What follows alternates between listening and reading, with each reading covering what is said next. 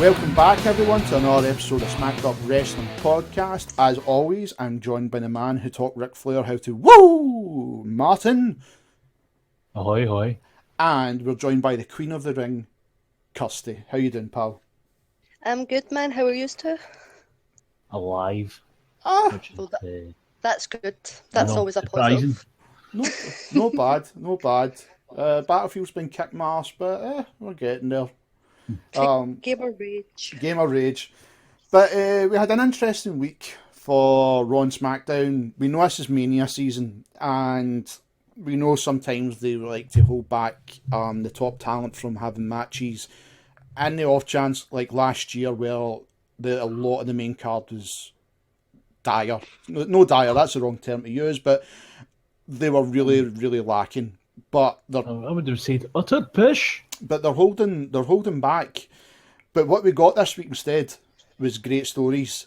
SmackDown, amazing, but we'll get to SmackDown because that just fucking set a good standard. But let's talk about Raw, and I'm going to leave you two guys to talk. And I'll jump in with like how I feel where they're going with the stories for one. There's one I'm not too keen on. It's like they've done it so many fucking times. I've seen it so many times now throughout the years. Yeah, I think everybody knows, I think, what I'm talking about, because we've seen it nearly every 3 weeks before fucking WrestleMania since WrestleMania 26. No, Undertaker and his big dong again. Oh, yes. But fire away, guys. What did you think of Raw? I actually really enjoyed it. I liked that Paul Heyman came out and both of them seemed to get their confidence back. Obviously, after like Paul Heyman hadn't been shaven and looked as if he'd completely lost all confidence in Brock, I liked that they had reverted back to Brock Lesnar is the beast, that he's going to completely screw everybody here and do what he needs to do. I really like that opening. I like Paul Heyman. Like, he could convince me anything. I always believe what he says. I believe that he believes what he says, which is more important. Would you? You wouldn't kiss him? Well, no. Well, there you go. You convinced you. Sorry, because I had to say that. But you know what? He could probably convince me that he was dying and like needed like mouth to mouth. So he could probably convince me somehow because he's sleazy enough to do it. So do you know what? I retract that statement. If he really had to, he'd find a way, and I would believe him. Aye, I could see that. Scary, man. I mean, I really liked how Raw started off. I hated that fucking Goldberg wasn't there at all. No, I'm so tired of the champion no being there, especially this close to Mania. Like, why do we keep doing this? Like, why? Like, I get that but he got an F5 in last week. He got up, he stood up, and like walked out the ring. I was dazed and stuff, and I know he's 50, but like, they really try to make me believe that Goldberg's this amazing champion, but he can't show up 7 days later after taking one bump. Like, well, he's old. He's getting on. It's no the point. Look at ROH, for instance, right? 45, Christopher Daniels, and still doing 25 plus minute match. Christopher Daniels to your average human being. That guy is exceptional. But like, that's the thing. There's plenty of 40 plus, 50 plus wrestlers there that are still coming in and getting 40 plus. Chris Jericho, for example, he's having the time of his life right now, and he's pushing. It's no an excuse. He's awful, and I hate it. I hate everything about this. It's a novelty pop that's went too far. Yeah. See, I'm not a fan of it. I believe that a champion, especially up to WrestleMania, even if they're not wrestling, should be at the main tapings the 3 weeks before it, at least. Just show up, get the crowd going, sell your match, and at the very least have a pre-tape for people there. Get the most out of the money you're paying. If they've got a set number of nights for him to be there, and he's there last week, then get a pre-tape for the next 2 weeks, and then have him show up the Monday before for the big home show match. It was ridiculous. Like, I hate the story that they're trying to tell right now. It's awful. I don't even know what it is. He beat me twice, and one of the matches was honestly the thing that shut up WrestleMania the most, and I'm including Snooki in that. Oh, And then we had another match, and it was like no even a minute and a half. And now I've F5'd him, so now I'm going to take his belt. All right. I mean, I Stories go, don't it's not a classic. know. I'd think without Paul Heyman, this would have fell a lot flatter than it ever did. You could say that about Brock Lesnar's entire run. Oh, I Really. agree. Like, because I'm not a Brock Lesnar fan. Like, I don't rate him a lot at all. It's a shame, but- though. I mean, when you watch what Brock did during his first run, Mhm. you know, dressing up and, like, you know, sombrero on with the band and all that to take the piss out of Eddie. He was actually quite amusing on the mic. Not amazing, but, you know, he could hold the crowd and turn the phrase. And he See, I doesn't really get to show that or sell. since that's what I mean. Since he came back, there's something missing. And it's just, I get that he's meant to be this unbeatable beast, but like to feed that to then Goldberg, I just feel as if the entire last 5 years has just Aye. crumbled, and it was already no great for me to start with. So It's just this sort of weird thing where if you put Lesnar and Heyman into one person, you would have the ideal I main eventer. agree, because Like I hate some hearing weird him Dragon Ball fusion. Because I hate, see when he talks, see for such a big guy, that high pitched voice does not. I can't what Let's do this. I cannot It's just I'm like, how is that community? You've what? I'm picturing just now that scream he done when he was. You know, I bet you let's get Big Show right. He's rich, so we don't need to pay money. He'll just do it for the laugh, right? You should go behind Lesnar and just bear hug him, just squeeze him and see what yelp comes out. You know, like a dog with a chew toy. But look at that meme. Look at that meme. It came from Brock Lesnar when he done that submission move in Mark Henry, and it was supposed to have broke his arm. Aye. And it was that face, then the scream after it, and it was the funniest. You could not believe that arm was broke instantly. It was just that killed anything you had believing in kayfabe about that arm being broke, because him screaming fucking blew it. It wasn't even a scream, it was a screech, like some kind of fucking trigger. Oh, but that segment was, as always, set by Paul Heyman, and that's all I've got to say for it. The fact that Goldberg wasn't even there on the run up to Raw pissed me off, and it just made me hate the entire thing even more. So even Kurt Angle was there, and he wasn't even on the show. People were chanting most of the way through that and SmackDown, "We want Angle," and I was like, You see them coming in. exactly, why no? Because we've seen them do it before where they're really good at hiding people. Why would they not try and hide that? Because he wasn't going to be on the show, I'm assuming, so they didn't bother sticking them in the bus with the tinted windows. I suppose, but still, I was like... Oh, that picture of him outside SmackDown. Oh, you sleek-it bastard, you caught me coming in. It's not even that. The next day, on the official Facebook page, WWE were showing the pictures anyhow, so it's I know. You can't really hide them when you're showing this them. Is what you could have had at your show, but you kept them backstage. Up ye. I think that was really, obviously going on to the next segment, I think that was to make everybody believe more that Mick Foley was going to fire himself, being the good guy that he is. Good and point. I was expecting that, to be honest. As soon as they said that he had to fire somebody, I was like, Foley isn't going to fire anybody. We know he's got health problems. He's going to be that babyface good guy, and he's going to fire himself. And for the I did not expect the proper pop. He would have said the name in the city and then fired Titus O'Neil. Would anybody have blinked an eye? And then everybody would have went, ha ha, your Waynes have no money, your arsehole Waynes have no money. Because that's his gimmick. I'm a da. Aye. Right? And what? So's a lot of people. Is this supposed to be some kind of Vince McMahon black guy stereotype? Like the black father stuck around or something horribly offensive like that? He won an award for Father of the Year, and I was like, because the only other person he was up against possibly to win it was Roman. Seriously, it was between him and Roman. Oh, God, I didn't know that. I just remember them announcing that he was Father of the Well, Year, and I was like, it was supposed to be a celebrity dad of the year, and the two people with the most votes were him and Roman. When they announced that in WWE TV, Titus's votes shot up, of course they did. and then they Anybody gave but him Roman. that push for a fortnight. And it's not even And- that, let's be honest, like, this was at the time Roman got caught for his wellness policy, so... Oh, aye. Oh, I Right don't enough. know, the Father of the Year can't go to him. Oh... Aye, true. Roman the deadbeat smoking away on We his still don't herbal even- cigarettes while he's Wayne sticks a fork in the electric socket. Aye. Oh... Father of the year. He wins everything. No, but in all honesty, like, the whole Mick Foley thing, I mean, that's Holy Foley came to an end. There is talks about, like, a season 2.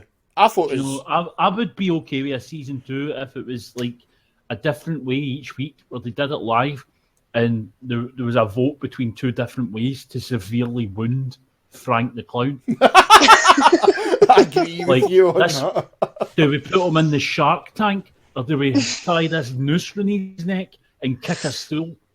It's- Wow. I mean, we'll not let him die. We'll take him out before he loses all his limbs, and we'll take him down before he actually dies. We'll just wait till he goes purple. What the David Carradine experience?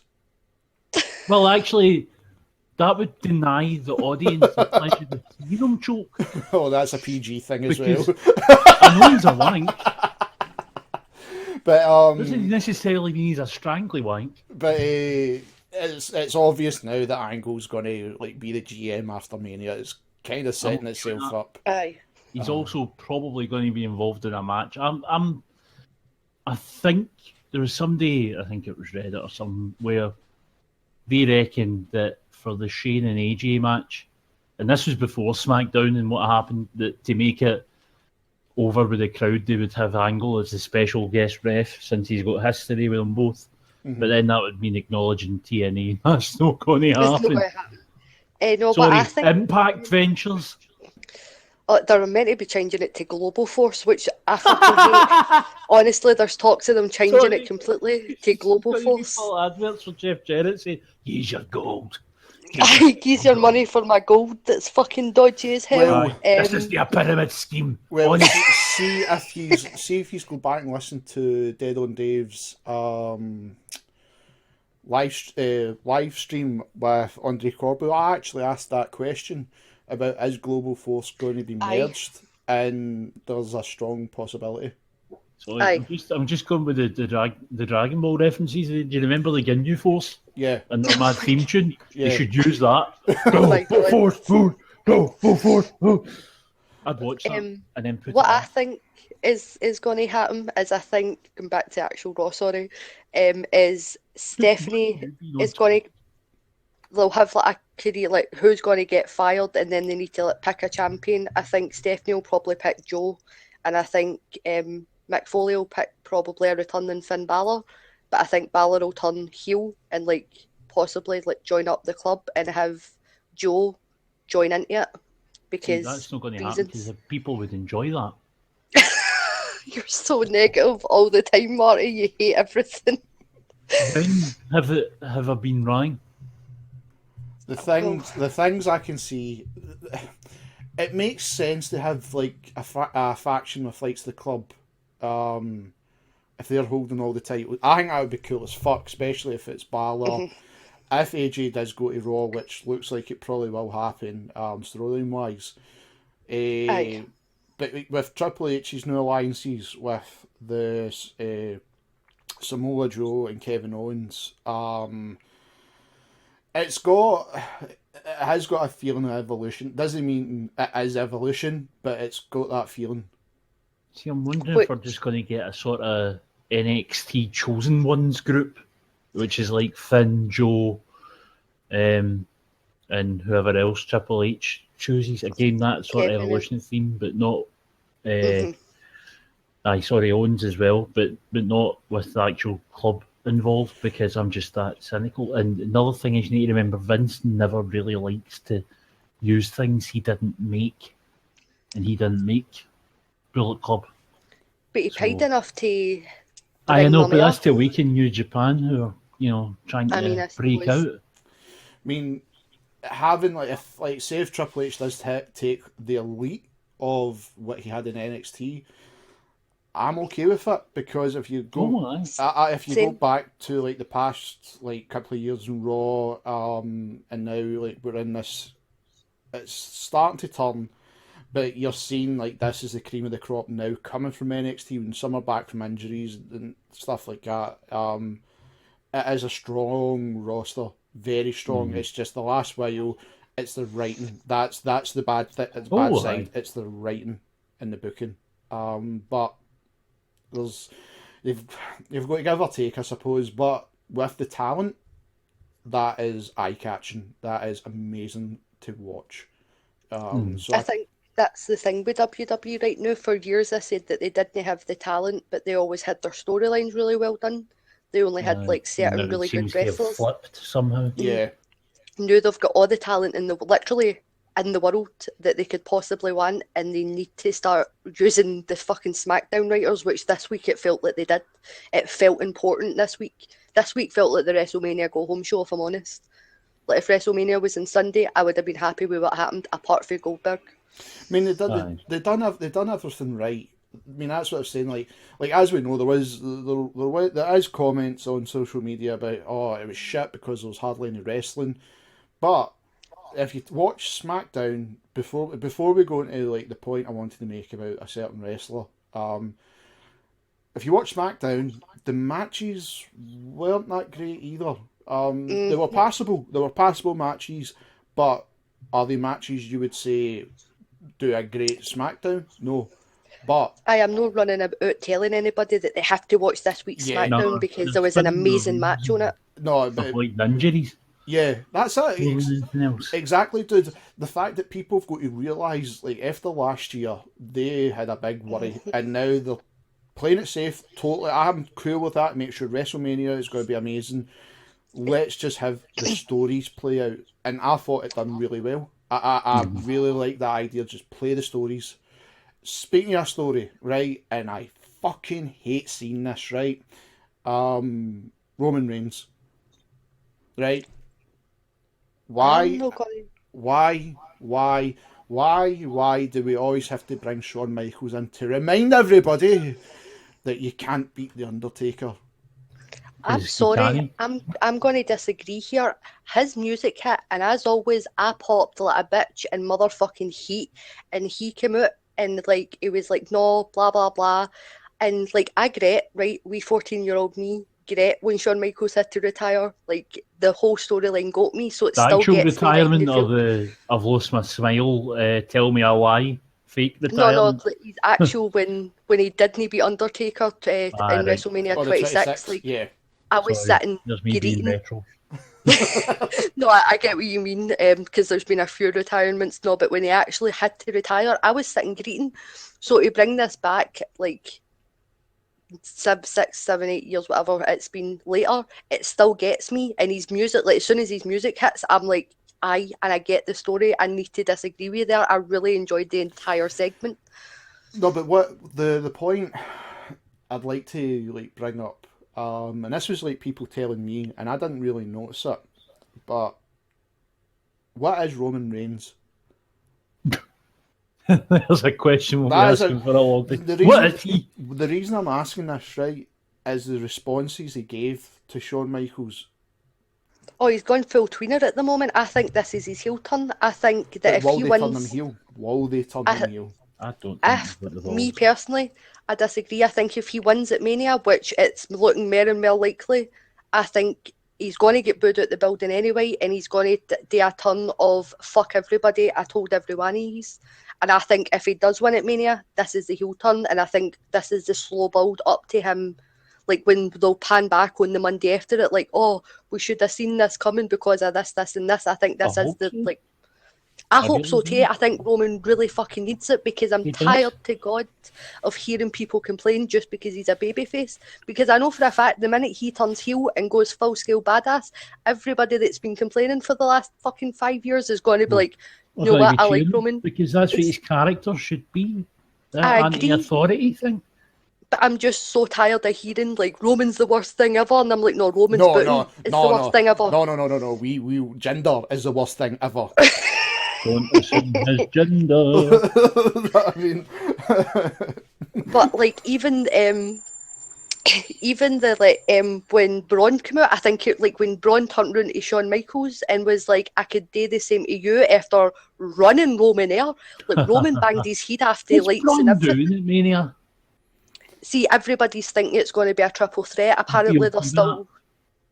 they're still kind of like side-eyeing Taker as to how much he can actually physically do. Aye. So I think it would be really good to put Braun in there to give him that experience with the Undertaker, because big guy, big 7 foot guy, who else to put him in? But it protects Undertaker that he doesn't need to do as much with Roman. And on Aye. top of that, if Roman pins Braun, technically Taker never lost, but the And- loss would still go in the To be thing. honest with you, I think Braun would get Mary a rub, pin and Taker. I mean, see what I just don't trust it yet. Sorry, I don't trust like Braun. He's had a fantastic year, but everybody's got a cap of how good they get, and Aye. like at the very top. What if Braun never gets past this stage? For me, Then it's worrying. At least with He's Roman, we know. already better than most of the roster. But Like just in terms of presence and how he moves, he doesn't need to do a promo. But see, that's what worries me. Like, it's everybody's been really impressed with him up to this point, but it took him a long while to get people on board with him, and that's my fear: is what if this is his cap? The thing And then- is, though, before he came onto Raw, he had 7 matches ever. That's what worries me. He's still technically a green guy, and he's been doing course he great. But the fact that he's adapted so quickly for It's What- really the size promising. that he what is, I'll say back to Braun Strowman's favour. There was a podcast with him, Jericho, and the club. It was so good. It was the yes. funniest thing ever. Mm-hmm. And if Him you, and his shut up. aye, the sharp. Gerald, North Virginia. If you ever Oh. have anybody, and like I think a lot of people will agree with this one with Jericho, right? If Jericho turns around and says, "You protected me and okay, and like we done everything," I got the pin, like rubbing it in. Still, he was the only one that pinned him by that point. If Jericho's gave you the okay that you can protect me because of your size, I think it will be fine. I don't want to believe in the sense where this might be his like top bit, if you get my meaning. I kind of hope No, there's more to him. I Down the don't line. either. I don't want to think that either. But my worry is, what if? And if it is, and then they give him a winner of the Undertaker, and then he doesn't Well- keep evolving or doesn't get any better, then is it another waste? Because for me, I still feel as if getting that winner Brock Lesnar was it was for shock value, and that was it. Aye. But And I don't think Brock thing is- Lesnar needed it. speaking as an old bastard, I've seen so many of these big guys come and go throughout the years, especially in the mid 2000s. Your Oh, Matt God. Morgans and Bam See, I Neely. love Matt Morgan. Mike Like Matt Knox. Morgan. But Oh God. the Mike point Knox. is, these are the.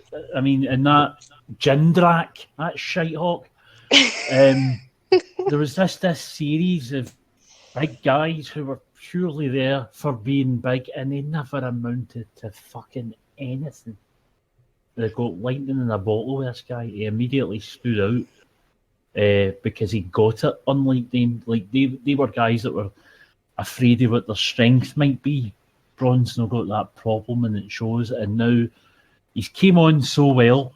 And as I say, you need to remember he's had just those 7 matches ever before this debut he has on Raw, which is just mind blowing. Then he protected him in tag match for the year. He doesn't really get to do much, but he's there getting used to how everything worked, how the ring felt, blah blah blah. It's a sensible way to do him, and I think that given that beating Taker isn't what it was, thanks to the shock value of the Brock thing. I mean, Even I just- see, for talking's sake, right? Say if Taker does win, say it's a triple threat, right? And Taker beats the two of them. That the only person that is going to get questioned is Roman Reigns. as in like booking. But with Braun, take Bray Wyatt, right? Bray Wyatt never, fair enough, he got shat on with the booking, but the fans never, ever, ever turned on him. The fans still loved him. And that's what Braun's got. He's got the fans because, he is a monster heel. The fans love him because it's like, holy shit. He's doing stuff that nobody's seen. Exactly. So it's like, no, what? Okay, right, you've got us. And I think we have to wait and see. We have to wait and see. If he's not in a triple threat, then it will be out of him and Luke Harper for the Battle Royale. It'll be out of there too. I think Braun will get the nod. Braun will get the nod, which I'm cool with. Purely because he's on Raw. But I think we'll have to wait and see the next coming weeks what's going to happen really with that match. And if the heel turn's going to happen, are they going to make it work? If Roman wins, Kirsty, I agree with you, pal. He will get booed at the stadium, so it makes sense to turn him then. It makes sense. Will they do it? Fuck knows. This is WWE at their best. But that was like a lot of the strong things from Raw. Like we were all saying, and like, the wrestling wasn't the main part. It's like hammering home these important stories going into WrestleMania. And moving on to SmackDown, SmackDown just done it again with their stories, which I thought were amazing. Every single one, all the segments talking had me glued to the screen. Glued to the screen. Baron Corbin's, I want to start with him, right? Just the miniature one he had. I'm totally bought on his match with Dean Ambrose. Totally bought on it. He has improved so much while getting helped by Kane. And now you can start to see it. It's working. I think him, as I said last week, I think with him having his degree in psychology, from a storytelling point of view, from a character point of view, he gets it. And I think he's got it for day one. Like, it's so impressive. And I do love it. And I've always loved Dean. I loved him when he was John Moxley. And I think they bounce off each other really well, and it's working. It's working so well for me. I'm really excited. I hope they get a decent amount of time, and I hope they get told, "Let loose, do what you need to do." I think they will, because the WrestleMania is 6.5 hours.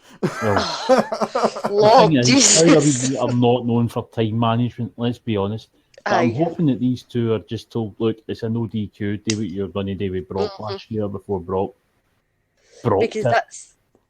Because that's the thing, is Dean had said, or even I'd heard them on the Stone Cold podcast, and another couple of podcasts where he went into detail about all these things he wanted to do, and I was like, that match could have been amazing, and Brock just didn't want to do it. So I'm hoping that because Baron's coming up and coming, that he'll want to like make that his second Mania. Well, that's the thing. There's so many matches with so many people with a point to prove. That I'm hoping we're in for a classic Mania in that respect, and then. I mean, they need to be looking at it as if we can steal the show, then there's not going to be any more part-timers headlining one of these. Good. That's something I want. You know? I mean, that's they what need to make a name for WrestleMania themselves. 28. Everybody's got their eye on this for Goldberg and Brock. People need to make their name here and now and step up. They need to do it. Talking about like the segments, these have probably guessed that, and I know a lot of the listeners are going to guess, well, you've missed one, but I'm actually keeping that to the end with the AJ Styles segment. I want to see how you feel, what one was better, right? But if we go to the Miz and Marie, we knew that match was happening. It was we knew it for months, but you knew Daniel Bryan would have to do something. To set it up, and I think a lot of people got it practically bang on with the whole, I can't do anything to attack you, but I've got a family member. I genuinely thought they were going to say my brother-in-law, but to do it as the Nikki Bella thing, it was interesting. It was an interesting MTV. I enjoyed it. I really did enjoy it. I really liked as well, because I watch anything that has wrestling related, so I do tend to watch Total Divas.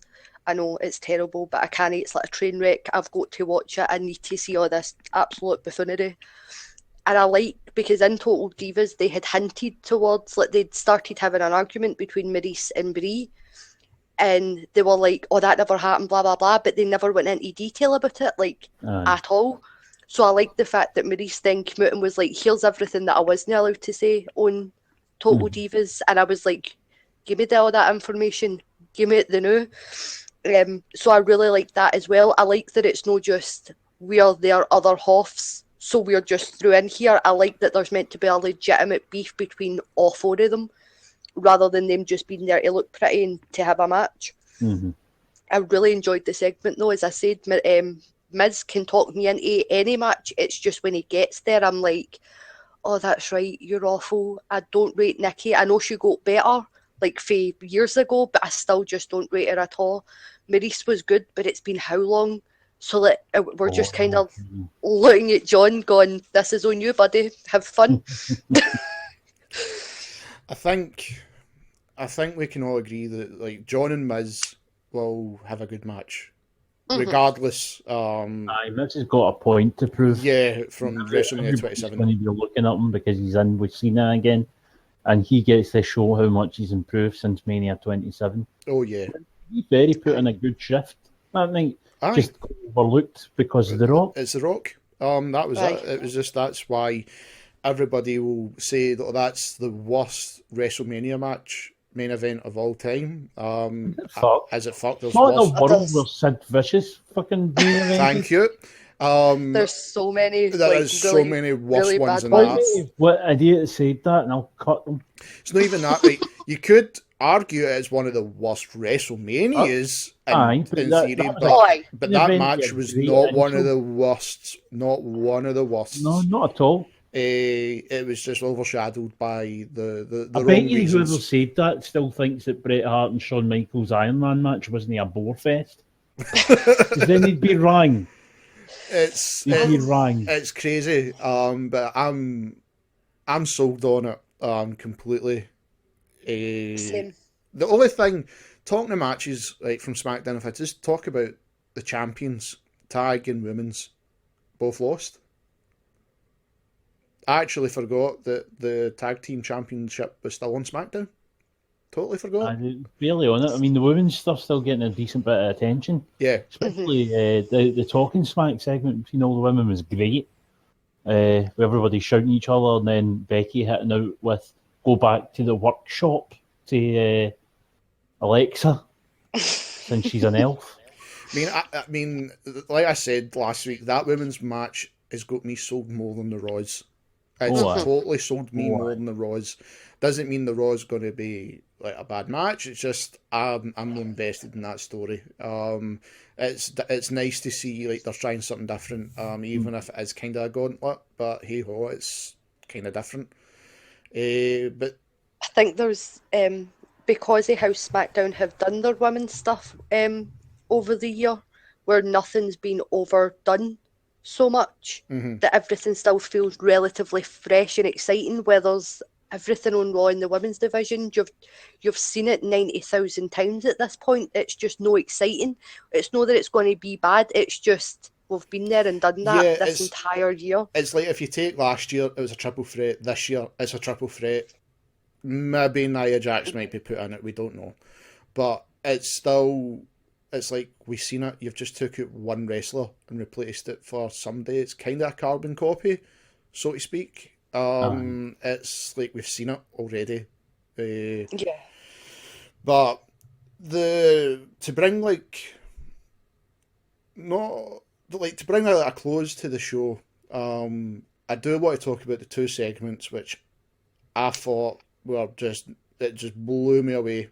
And first off, I'm going to talk about Triple H and Seth Rollins. Yeah. Oh, I thought you had forgot to mention that. And I was like, I'm going to need to bring that up. I done this on purpose because that segment was amazing. Oh, it was so good. There was nothing about it. The timing was perfect. Like the wee nuances, the fact that the crowd seen Mr. Socko like before, and they were still talking. A nice throwback to 2000. Every single little thing, Seth hobbling out on his crutch and then just lifting it and drove him it. I was like, holy! And the fact he's even get back within the 6 weeks when he wasn't meant to be. But I've got one gripe. Oh, I don't think they should have had Triple H standing tall at the end, because that should have been next week. Because you still got a few weeks to fill. You have Seth make his triumphant appearance. He throws down the thing. He batters Triple H. Triple H can get his heat back next week. Then you've got your go home show the week after. That's all I would have done different. See, I agree with that. That's something I would have changed. See, when Triple H got throughout the ring, I would like to have seen, even if it was the only 2 minutes of that happening, that was more powerful. And it's like, set home, he's ready. Triple H walks up the ring as if, oh shit, right? Triple H haters more ammo here. Oh, he can't even go over for a returning guy. I know it's only been a few weeks, but fuck's sake.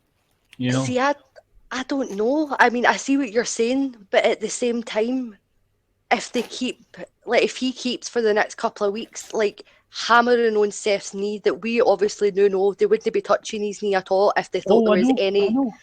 So if something they could have done over the next 2 weeks, just give Seth that wee bright spot, and then you can still let him target the knee. I think because of the storyline they've told, where the last however many months for SummerSlam onwards, that it's just been H constantly trying to bury him and be like, I'm done. It needs to be his triumphant moment, has to be at Mania, and if he had it slightly beforehand, it might take something away, and so I don't mind it as much. I see what you're saying, he should have come in and but I feel as if he got that bright spot when he fooled everybody and just dropped that. For me, that was that bright spot. No, you didn't take me out, and I don't mind it. Because that's been the story for however many months. That has been the story. I don't mind it as much. I see what you're saying, but I'm being picky, to be honest. I mean, that's kind of what we do here, but I don't hate it. It's not enough to make me go, well, fuck this kind of thing. No, but you're right. We've all got points how we probably have liked to have seen it. I get what you're saying with the whole Triple H has buried him. And it makes sense. It totally makes sense. I mean, if for talk's sake they'd done it the road where Triple H backed off the ring, right? Just say that, okay? So you've got 2 weeks, right? 2 weeks. Now, the final week before, the final Raw before Mania, don't let the two of them touch each other. Conversation, like that, you can do that, the right? sit-down thing like they did with Rock and Austin. But say next week, right? Say next week they interview Seth Rollins in the ring or backstage. That, right, okay, you're ready. You're going to have your match with Triple H, and say Hunter attacks him and does it. Like you're saying, does that. I think it could have been. I don't know. It could have been powerful. Then you still know Triple H has got his number. See, I think what he's going to do is send Joe back out next week. I don't think Hunter will come near him for 2 weeks until the go home show, and then they'll have their argument. I think they'll just keep sending Joe after him because it was Joe that injured them. The thing I think might happen, not storyline wise, but actually legit booking wise, I don't think they'll actually have him do anything to be on the safe side. Legit, I genuinely, legitimately think that he's healed really fast. Okay, you're ready to go for Mania. Let's put you in cotton wool, so to speak, until Mania, because let's not have a repeat of last year, where you did have a freak accident in the same knee.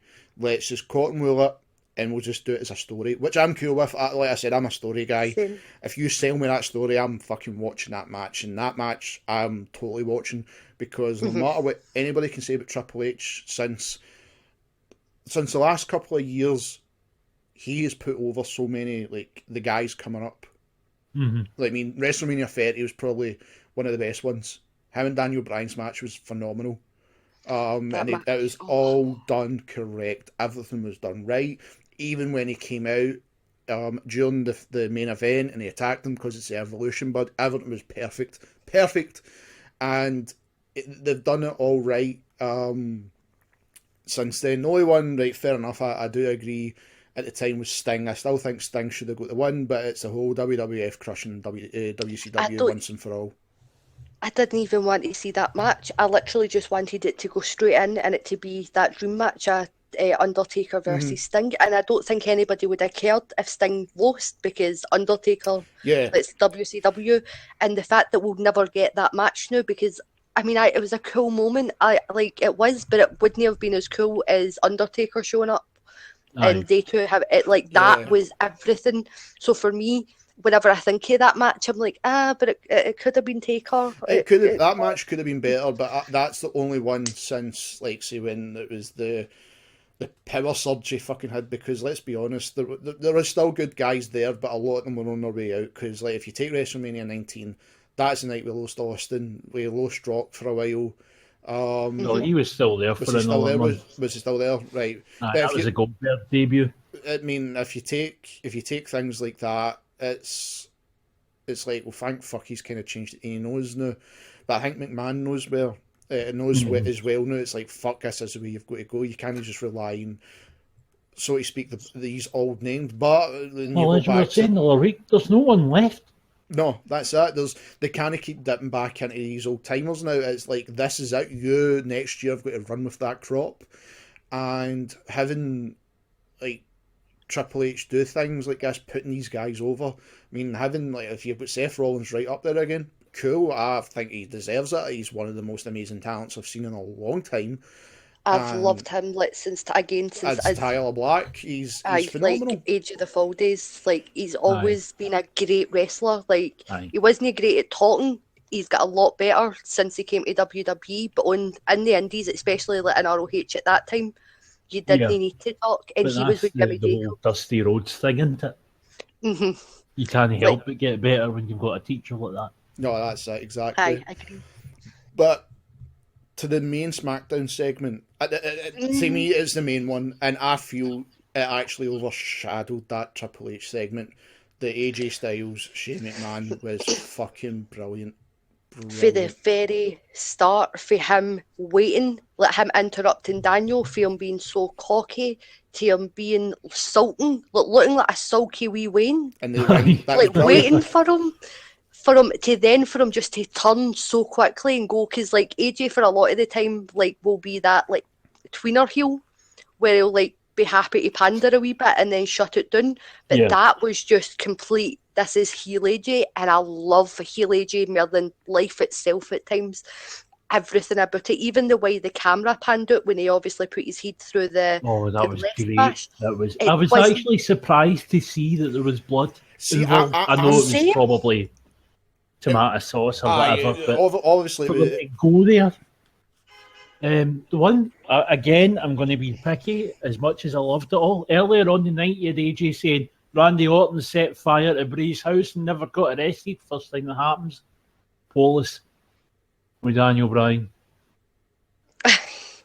I mean, just being facetious. But the thing is that happened outside of WWE technically. That what happened was inside the stadium, so that could be the argument for it. And he attacked, because they always do these outside segments in people's houses. You can't have like a logic involved in one storyline. You need to, I want consistency. Continuity. Aye, exactly. I mean, just because Randy never got arrested that night doesn't mean the police never came in over the weekend. It's like saying if you go back to the WrestleMania 25 when Triple H broke into Randy Orton's home. That's what I was exactly. The sledgehammer puts him through a window. Like, what the fuck? Nobody got arrested. Boots and vandalism and assault. Sometimes I think, see, when the minute like WWE like bring. It worked with Vince McMahon and Austin. It worked. And that's because he only brought outside security in or cops or whatever. Yeah, the minute to deliberately get at him.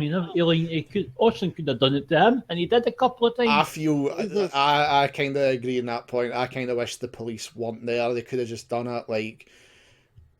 Arena security, or if they'd done it like. You know who's in the gorilla position for calling matches. Say you did have the Road Dogg and Fit Finlay. Say if they were behind Daniel Bryan saying like get out of the stadium. Aye. That would have been okay with me. See, the thing is in America, is for some of the security things in stadiums, it is like the police force. So that could have been a stadium thing rather But you're than. not used to it in the WWE I know. scene, actual security with like yellow t-shirts. But sometimes the security is actually just the the wrestlers around about Wrestlers, that. I know, I get what you mean. If we go back to the was it NXT Takeover where one tried to get in front of Samoa Joe, he just pushed them back. Okay, fuck, that was brilliant. It's funny you should mention that because someone posted a picture on Reddit, a SmackDown from 2000, Dudley Boys and Acolytes in a bar, and sitting at the bar, a bird, Randy Orton, and one of the Basham's. Seriously? In 2000, aye. A really young college-age Randy Orton. That's amazing. It just shows you that, I mean, what was it, a couple of years back as well? It's like one of the druids was Seth Rollins. And then obviously one of the gangsters, like in Chicago, it was WrestleMania 22 was Punk. There's like so many things when you find out. Well, I mean, there's also the famous cops. One was EC3, another one was Cesaro. That's right, yeah. I mean, even if you go back to, like, say, the WrestleMania 30 with Triple H's entrance, Sasha Banks, Charlotte, and obviously Alexa Bliss. It's like they stood at a mile away, you knew it was them. But of course, that's because they're all gorgeous, which is why they got picked. It's funny when they do things. I always find it funny. I love that because then years from now you go back and have a look and go, exactly. It's like when I first seen Punk on the car, it's like, that's Punk.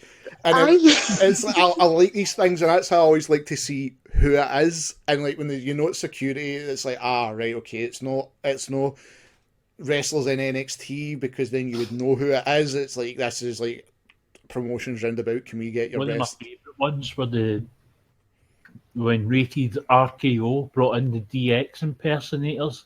It was the Young Bucks, who have since went on to fame as DX impersonators. It's so good. It's really funny when you look at that. But last night that segment was just amazing. I loved how it was like, right, get out. You've done the damage. He sent home a message to Shane McMahon, and and a lot of people might turn and say, well, this is kind of a step down because AJ should be in the title match. No, if you are wrestling Shane. As much it's the boss's son. It's the boss's son. Nice. How much faith Vince has exactly. Because the last guy who was allowed to do that was Taker. Exactly. That's the way you've got to look at it. That's where they see AJ is Undertaker and like Shane McMahon. Like, that's the caliber of wrestler they know AJ Styles is, which is a far cry from when he came in going, just act like a wee angry pit bull, like that will forever piss me off that Vince had no clue who AJ was, and just Vince gave him a joke. He's never watched any wrestling other than his own, except for the odd bit of NXT. I know, but it upsets me. It really upsets me. But when you think about what that guy does, I mean, he's up at 4 in the morning, he sleeps 3 hours a night, and he's always going, which means either he's got a fuck ton of cocaine or he's superhuman. And I'll be honest with you, I don't know which one's the truth. I don't know what to believe either. I think he's half robot, if I'm completely honest. Like, I think he's the alien or demigod. See that episode of Family Guy where it turns out that Miley Cyrus is actually a robot? That's what, in my mind, that's what Vince McMahon is. He just charges him up at night. I can't remember who I was talking to last week on Twitter, but it turns out that Vince McMahon fucking loves Mel Brooks. And that explains so much shit. It does. That explains a lot. His favourite film is Blazing Saddles. Oh, fuck. Wow, okay. And that explains everything. That does explain a lot of things. Wow. And do you know what? See, the more I think about it, the more that's like, it makes perfect sense. Like, if I had to pick any funny person for the past century that Vince McMahon would love, I would pick Mel Brooks from. They just go together so well in such a weird way. Like, it doesn't make sense, but in reality, it's perfect. It's absolutely I don't understand why, and that's why I love it. I mean, obviously, Shane coming out at the end, closing it. Yes. Match confirmed. It was It was so done, short and sweet. done it Yes, It didn't I was need- very it surprised. didn't- I mean, honestly, I wasn't paying attention. He comes out and then look, SmackDown's done. He never even said it, and he cut him off. For me, it was so great because, like, they said he was coming out, and I was like, this is going to be like a 10-minute segment of just him whining, and like, I just couldn't. And he just came out and he was like, he doesn't have a match.